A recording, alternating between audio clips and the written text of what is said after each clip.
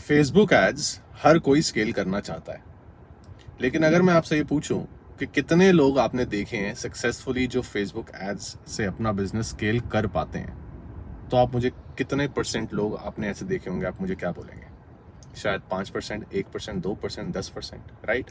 So the question is कि बाकी 80-90% लोग स्ट्रगल ही क्यों करते रहते हैं और स्केल क्यों नहीं कर पाते हैं? अब इसका ऑनेस्ट आंसर ये है कि इसके मल्टीपल रीजंस हो सकते हैं। यहां तक कि ये रीजन भी हो सकता है कि माइंडसेट भी एक इंसान का डिक्टेट करता है कि वो कितना बड़ा इंसान या सक्सेसफुल इंसान बनेगा। सच तो ये है कि ये भी एक रीजन है, लेकिन आज ये वीडियो माइंडसेट के ऊपर नहीं, ये वीडियो फेसबुक एड्स के ऊपर है। तो अगर मैं आपको ये बोलूं कि ऑफ कोर्स कैंपेन स्ट्रक्चर तो रिस्पॉन्सिबल है इस चीज के लिए, क्योंकि अगर आप 2025 में मल्टीपल ऑडियंस रन करते हो, ऑडियंस इंटरेस्ट चूज करते हो, मल्टीपल एड सेट्स और कैंपेन्स को रन करके स्केल करने की कोशिश कर रहे हो, तो ये अब कोई नई चीज नहीं है कि आपको ये नहीं करना चाहिए। मेटा खुद ही रिकमेंडेशंस देता रहता है कि मर्ज कर दो, कंबाइन कर दो, कंसोलिडेट कर दो सारे एड सेट्स और कैंपेन्स को, right? Because it leads to audience overlap which ultimately leads to auction overlap. और इस बारे में बहुत सारे वीडियोस ऑलरेडी बना चुका हूं। अगर आप मेरे चैनल पे नए हो तो आप जाके पिछले वीडियोस को देख सकते हो और आप समझ सकते हो हमारा कैंपेन स्ट्रक्चर, जो हम स्ट्रैटेजी जो हम फॉलो करते हैं, जिसको मैं वन कैंपेन मेथड बोलता हूं, जिसमें हमारा सिंगल कैंपेन होता है और सिंगल ही मास्टर एड सेट होता है, जिसको यूज करके हम स्केल करते हैं एड अकाउंट्स को। तो कैंपेन स्ट्रक्चर के लेवल से एक वो तो कैटेगरी ऑफ रीजन है जिसकी वजह से people struggle to grow their businesses with Facebook ads. But एक और रीजन है, और यह आज का जो वीडियो है ये उस रीजन के ऊपर है। और वो रीजन क्या है? वो रीजन है एड क्रिएटिव्स। क्योंकि एड क्रिएटिव्स वो चीज होती है जो फेसबुक पे जो यूजर्स होते हैं उसको, वो है जो वो लोग देखते हैं, वहां से वो अपना एक डिसीजन बनाना शुरू कर देते हैं कि क्या मुझे और जानना है इस ब्रांड के बारे में, इस प्रोडक्ट के बारे में, क्या मैं इसको चेकआउट करूं, विंडो शॉपिंग करूं, लेने के बारे में, खरीदने के बारे में सोचूं। अगर ऑप्ट इन कर रहे हो, लीड जनरेशन के लिए एड्स रन कर रहे हो, तो क्या मैं लीड बनूं किसी के लिए, क्या मैं अपना इंटरेस्ट शो करूं?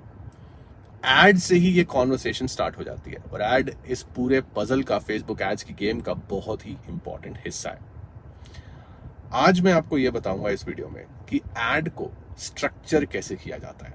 अगर आप अपने एड की वीडियो, एड की स्क्रिप्ट्स लिख रहे हो, तो कैसे आपको एक मेंटल मॉडल क्या है कि how do you give a structure to your thoughts, to your ideas, कि आपको किस दिशा में स्टेप बाय स्टेप देखना है ताकि आप एक अच्छी सी स्क्रिप्ट लिख पाओ जो आपको एक आपके लिए high converting video add script बन सके। अगर हम पहली बार मिल रहे हैं तो hello there, my name is Rohan Sapra. मैं इंडिया में एक एड एजेंसी रन करता हूं, बहुत बड़ी नहीं है लेकिन सही काम किया है। हमने 14 निचेस में डॉक्यूमेंट करी हैं केस स्टडीज, एंड जो भी मैं शेयर करता हूँ मेरे हैंड्स ऑन एक्सपीरियंस से करता हूँ। और आज जो मैं बताऊंगा एड क्रिएटिव का प्रोसेस, ये मेरे खुद के हैंड्स ऑन एक्सपीरियंस से है, जिसको यूज करके मैंने खुद बना के ये चीजें सीखी, अपना खुद का फ्रेमवर्क बना, जिसको यूज करके मैंने over a dozen viral ads लिखी हैं क्लाइंट्स के लिए।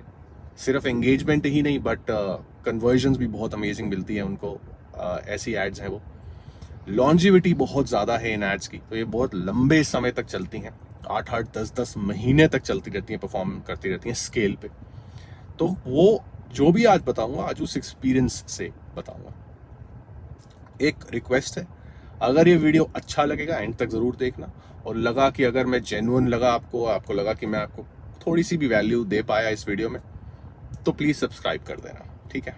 चलो अब बात करते हैं कि एड क्रिएटिव को स्ट्रक्चर कैसे किया जाए, स्क्रिप्ट को स्ट्रक्चर कैसे किया जाए, आइडियाज को स्ट्रक्चर कैसे किया जाए। सो सबसे पहले समझते हैं कि जो कॉन्सेप्ट हम यूज करते हैं एड क्रिएटिव की स्क्रिप्ट को लिखने के लिए, वो कॉन्सेप्ट होता है अवेयरनेस स्टेजेस। अगर आपको अवेयरनेस स्टेजेस के बारे में नहीं पता, तो मार्केट अवेयरनेस स्टेजेस एक ऐसा कॉन्सेप्ट है जो यूजीन श्वार्ट्ज नाम के एक इंसान ने लिखा था, बनाया था, अकॉर्डिंग टू मी, जहां तक मेरे को पता है, जहां से मैंने सीखा है, मतलब जितना भी मैंने रिसर्च करा है, पढ़ा है इस चीजों के बारे में। यूजीन श्वार्ट्ज ने एक बुक भी लिखी थी, उसका नाम है ब्रेक थ्रू एडवर्टाइजिंग।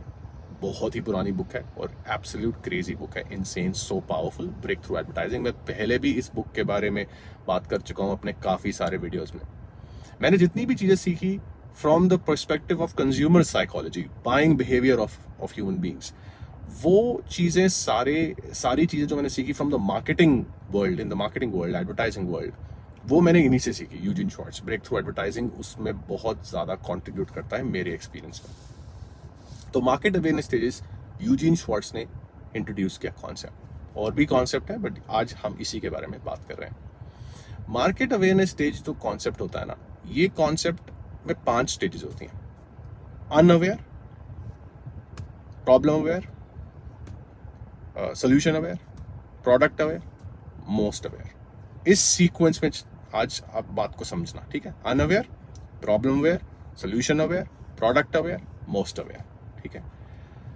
अब मैं आपको आज 1-2 के एग्जांपल्स दूंगा ताकि ज्यादा ओवरवेल्म ना हो जाओ आप, लेकिन आज ऐसे एग्जांपल्स दूंगा कि आपका दिमाग खुल जाएगा and your mind is going to be blown. And if you are already running ads, I highly recommend and encourage you to test this what I have to share with you today and implement and share the results with me in the comments, okay? अब add creative जब बनाने की बारी आती है, script करने की बारी आती है, तो हम उस स्क्रिप्ट को for the sake of simplicity 2 हिस्सों में डिवाइड कर देते हैं। पहला हिस्सा होता है हुक और दूसरा होता है उसका entire body copy of the script. अब जब हम एड पे डिसाइड करने, जब हम ऐड का कॉन्सेप्ट बनाने की कोशिश करते हैं, जब हम आइडिएशन फेज में होते हैं, तो हम डिसाइड करते हैं कि हम किसके लिए ये ऐड बना रहे हैं। क्या हम अनअवेयर के लिए बना रहे हैं, क्या हम प्रॉब्लम अवेयर के लिए बना रहे हैं, सोल्यूशन अवेयर के लिए बना रहे हैं, प्रोडक्ट अवेयर के लिए बना रहे हैं, मोस्ट अवेयर के लिए बना रहे हैं। ऐड ये बनाई किसके लिए जा रही है, या आइडिया किस ऑडियंस के लिए लिखी जा रही है ये ऐड। पहला स्टेप ये होता है, 2 बकेट्स बताई थी ना, तो पहला स्टेप ये होता है कि वो body copy is your entire ad, कि मैं बॉडी कॉपी 2 हिस्सों में बांट दो, हुक और बॉडी कॉपी। तो मैं ऐड बना किसके ले रहा हूं, मैं बॉडी कॉपी, हम बोलते हैं कि पूरी ऐड किसके लिए ये ऐड लिखी जा रही है, तो मैं ये डिसाइड करता हूं। ये हुक नहीं है, ये बॉडी कॉपी है, ठीक है। यही गलती करते हैं लोग, ध्यान से सुनना, बॉडी कॉपी। तो मान लो अनअवेयर के लिए, बिकॉज अनअवेयर, प्रॉब्लम अवेयर सबसे ज्यादा कॉम्प्लिकेटेड होते हैं, मुश्किल होते हैं, और ये भी बताऊंगा इस वीडियो में कि ये करना क्यों जरूरी है, ठीक है। तो मान लो मैं ऐड लिख रहा हूं, कॉन्सेप्ट बनाना चाह रहा हूं आइडिएशन में, अनअवेयर ऑडियंस के लिए, सो बॉडी कॉपी अनअवेयर। लेकिन अनअवेयर के लिए अगर मैं ऐड लिख रहा हूं कि मैं ऐड का कॉन्सेप्ट अनअवेयर के लिए, तो क्वेश्चन ये आ जाता है कि मैं फिर इसको ओपन कैसे करूं ऐड को। अगर मैं अनअवेयर के लिए ऐड लिख रहा हूं, तो क्या मुझे ओपन करना चाहिए अनअवेयर हुक से, प्रॉब्लम अवेयर हुक से, प्रोडक्ट अवेयर हुक से, किस हुक से मुझे ओपन करना चाहिए। तो तरीके तो सारे, आप बेसिकली आप कोई भी कॉम्बिनेशन ऐसे लगा के देख सकते हो और ऐड टेस्ट कर सकते हो, लेकिन मैं अपने एक्सपीरियंस से आज बताऊंगा कि कौन सा कॉम्बिनेशन अनअवेयर ऑडियंस के लिए, जो कि सबसे बड़ी मार्केट का शेयर होता है at a given point in time, सबसे बड़ा शेयर आपके लिए अनअवेयर मार्केट ही होता है। तो अनअवेयर के लिए 2 तरह के हुक्स काम करते हैं। पहला हुक होता है प्रॉब्लम अवेयर और दूसरा होता है result aware. That's right, problem aware और result aware. Result aware awareness stages का पार्ट नहीं है, बट मैं उसको रिजल्ट अवेयर बोल रहा हूं for the sake of simplicity. तो ये हुक हो गया। तो अनअवेयर, तो हम पहला स्टेप ये होता है कि हम आइडिया बनाते हैं कि मैं, अच्छा आइडिएशन करते हुए रिसर्च करते हैं कि मुझे ऐड लिखनी किसके लिए, तो मैंने डिसाइड किया अनअवेयर के लिए लिखनी है। फिर मैं बोलूंगा ओके चलो अब लिखना शुरू करते हैं। तो लिखने के पे जब मैं पहुंचता हूं, तो पहला स्टेप होता है कि चलो हुक लिखते हैं। हुक जब लिखते हैं तो हम डिसाइड करते हैं कि मैं किसके लिए ऐड लिख रहा हूं, अनअवेयर। तो अब मुझे कौन से तरह के हुक्स लिखने हैं, वो कॉम्बिनेशन में ढूंढता हूं। तो वो कौन से तरह के हुक में मेरे एक्सपीरियंस से मुझे पता है कि अनअवेयर के लिए प्रॉब्लम अवेयर या फिर रिजल्ट अवेयर की हुक्स ही चलते हैं। अब आप सोच रहे हो अनअवेयर के लिए प्रॉब्लम अवेयर क्यों, समझाता हूं। Problem is the outcome behind the pain, problem is the outcome of the pain and pain is the reason behind the problem. Teeth sensitivity एक प्रॉब्लम है, टीथ सेंसिटिविटी एक आउटकम है, उसके पीछे का रीजन एनामल लॉस है। जब हम प्रॉब्लम अवेयर ऐड बनाते हैं तो हम प्रॉब्लम पे बात करते हैं या उसके पीछे का रीजन समझाने की लॉजिकली कोशिश करते हैं। अब अगर मैं अनअवेयर ऑडियंस के लिए ऐड लिख रहा हूं तो मैं प्रॉब्लम से शुरुआत करूंगा, पेन से नहीं। और पेन होता है रीजन बिहाइंड द प्रॉब्लम, समझे? यही लोग गलती कर देते हैं। Problem is the outcome behind the pain. So here is how you need to structure your thoughts and ideas. आप ये लिखो कि मेरे इस टाइम मेरे ऑडियंस को कौन सी प्रॉब्लम आउटकम होता है। प्रॉब्लम क्या होता है? आउटकम। रिजल्ट एक आउटकम है, प्रॉब्लम भी एक आउटकम है, ठीक है? प्रॉब्लम रीजन नहीं है, प्रॉब्लम आउटकम है। उस प्रॉब्लम के पीछे का रीजन जो होता है वो पेन होता है। रिजल्ट के पीछे के जो रीजंस होते हैं वो एक्शंस होते हैं कि वो रिजल्ट आया कैसे, तो वो प्रोसेस होता है। लेकिन हम वो प्रोसेस नहीं बेच रहे, अभी हम हुक लिख रहे हैं। तो मैं सोचूंगा कि अच्छा, प्रॉब्लम अवेयर के लिए मुझे हुक लिखना है। एड का कॉन्सेप्ट अनअवेयर के लिए, लेकिन सुनते जाओ, बताता हूं क्यों। Problem aware. So okay, let's say कि फिटनेस, हेल्थ एंड वेलनेस निच में, ठीक है, लेट्स से वेट लॉस, तो मैं बोलूंगा okay, so problem is the outcome. तो मैं लिखूंगा किस तरह के प्रॉब्लम्स मेरी ऑडियंस इस टाइम एक्सपीरियंस कर रही होगी, क्योंकि प्रॉब्लम अवेयर है तो कर रही होगी। सो वेट लॉस नहीं हो रहा, ग्रेट। वेट स्टक हो गया है, उससे ज्यादा लॉस नहीं हो रहा, ग्रेट। वेट मैनेज नहीं हो पा रहा, लॉस हो जाता है लेकिन वापस गेन हो जाता है। 2 किलो से ज्यादा लूज नहीं कर पा रहे। डिफरेंट तरह की प्रॉब्लम्स मैं डिफरेंट तरीके से सोचूंगा, डिपेंडिंग ऑन मेरी टारगेट ऑडियंस क्या है। उसके लिए मैं अपना हुक लिखूंगा। सिमिलरली रिजल्ट अवेयर क्या हुआ कि डिजायर्ड रिजल्ट बताऊंगा। सेम एग्जांपल मैं बोलूंगा, do you, for example, here's how you can lose up to 10 kgs in less than 90 days। So ये हो गया मेरा रिजल्ट। अगर मैं कोई सप्लीमेंट बेच रहा हूं तो भी मैं ऐसे सोचूंगा। अगर मैं कोई कपड़े के लिए, कोई कपड़ा फैशन अपैरल ब्रांड है, उसके लिए भी ऐसे ही हम सोचते हैं। It's the same process, okay. तो रिजल्ट अवेयर वो हो गया। तो problem aware, result aware, hook बनाऊंगा। अब बात करते हैं बॉडी कॉपी की। अब मैंने, क्योंकि एड का आइडिया जो है कॉन्सेप्ट का वो अनअवेयर के लिए लिखना है, तो अब मैं शुरुआत करूंगा अपनी एड लिखने की अनअवेयर से। सो हुक बना दिया, मान लो प्रॉब्लम अवेयर, अब मैं एड लिख रहा हूं अनअवेयर के लिए। तो अनअवेयर के लिए जब मैं एड लिखूंगा बॉडी कॉपी, तो मैं इस चीज से शुरुआत करूंगा कि मुझे अनअवेयर का मतलब क्या है, कि that person is unaware behind, unaware of the reason behind the problem. Problem is the outcome. The person is unaware of the reason behind the problem.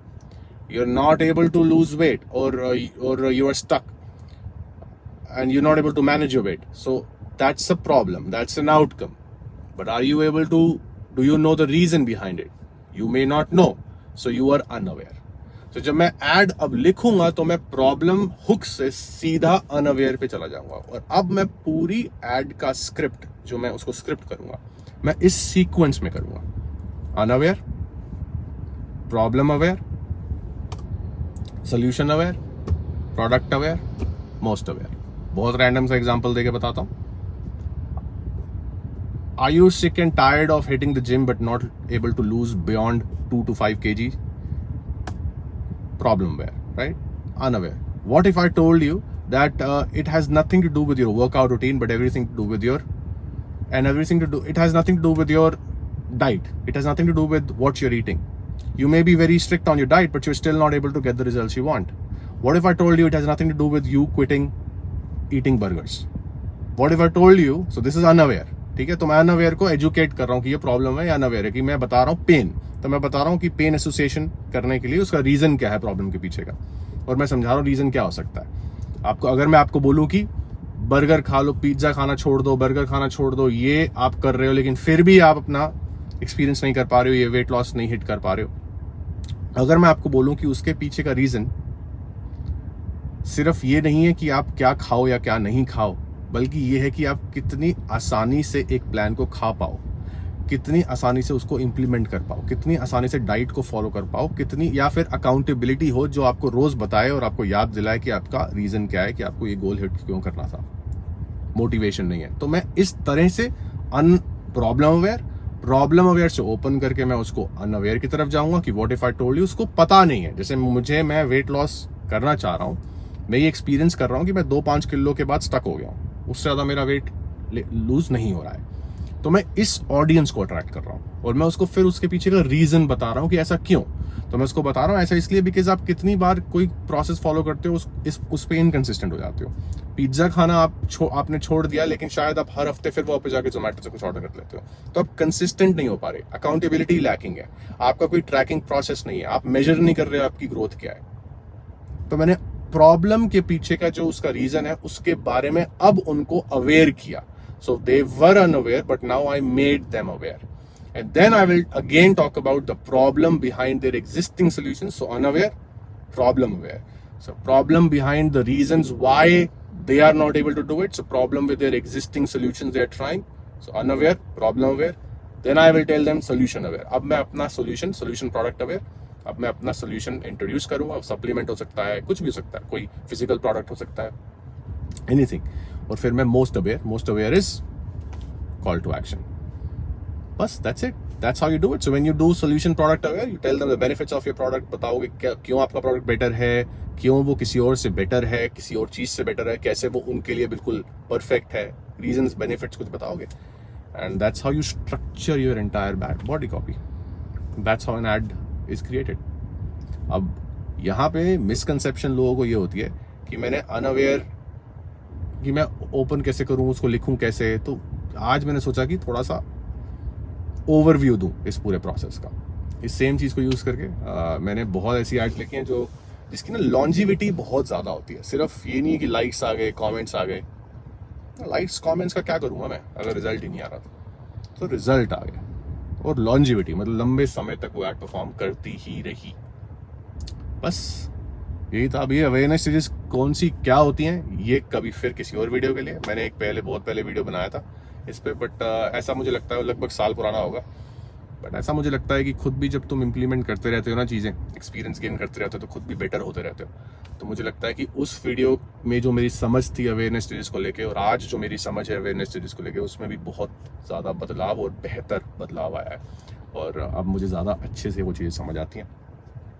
तो फ्यूचर में कभी उसके भी ऊपर भी वीडियो बनाऊंगा। बट बताना आज ये वीडियो कैसा लगा, और कोई क्वेश्चन हो तो ज़रूर पूछना कमेंट करके। मैं इसी तरह से रॉ रियल कैंडिड टॉक करता हूँ, अपने हैंड्स ऑन एक्सपीरियंस से पूरी ट्रांसपेरेंसी के साथ चीज़ें बताता हूँ, ताकि आपकी बिजनेस बिल्डिंग की जर्नी में थोड़ी सी आपकी मदद कर सकूँ, स्पेशली अगर आप पेड मीडिया के थ्रू ऑनलाइन बिजनेस बनाना चाहते हैं। तो बताना कैसा लगा वीडियो, क्वेश्चन हो तो ज़रूर कॉमेंट करके पूछना। बाकी मिलते हैं अगले वीडियो में। Until next time, may the god of ROAS be with you. Bye.